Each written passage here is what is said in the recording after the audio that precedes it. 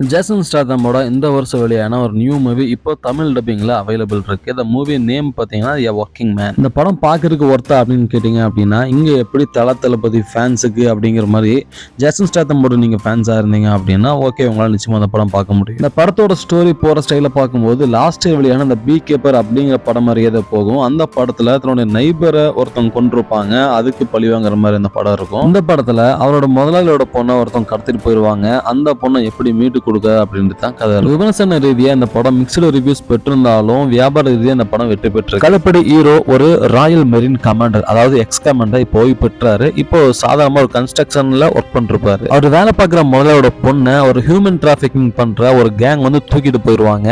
இப்போ அந்த முதலாளி தன்ட்ட ஒர்க் பண்ற இவர்கிட்ட உதவி பண்ண சொல்லி கேட்கிறாரு. ஆரம்பத்துல முடியாதுன்னு சொல்ற ஹீரோ அதுக்கப்புறமா ஒத்துக்கிறாரு. இந்த ஆபரேஷன்ல அந்த கேங்கில் இருக்கிற அடிமட்ட தொண்டன்ல இருந்து பெரிய தலை வரைக்கும் போட்டு தள்ளுறாரு. இந்த படத்துல இருக்க நல்ல விஷயம் அப்படின்னு சொன்னா அது ஜேசன் ஸ்டாத்தம் தான். அவரோட ஆக்ஷனுக்காக மட்டும்தான் அந்த படத்தை உங்களால பார்க்க முடியும். ஆக்ஷன் அண்ட் ஃபைட் சீன்ஸ் பொறுத்த வரைக்கும் ஜேசன் ஸ்டாத்தம் வழக்கம் போல ரொம்ப சிறப்பா பண்ணிருக்காரு. படத்தோட ஒரு பெரிய மைனஸா தெரியுது, படத்தோட லென்த் கிட்டத்தட்ட ஒரு 2 hours கிட்ட படம் வருது. ஆனா லென்த் எடுக்கிறதுக்கு அங்க பெரிய ஒரு ஸ்டோரியே கிடையாது. ஜேசன் ஸ்டாத்தமோட Wrath of Man, The Beekeeper இந்த படம்லாம் உங்களுக்கு பிடிச்சிருந்துச்சு அப்படின்னா இந்த படம் பிடிக்கிறதுக்கு வாய்ப்பு இருக்கு. ஆனா அந்த படங்களோட கம்பேர் பண்ணும்போது இந்த படம் கொஞ்சம் சுமார் தான். இந்த படம் இப்போ தமிழ் டப்பிங்ல அவைலபிள் இருக்கு. விருப்பம் உள்ளவங்க பாருங்க.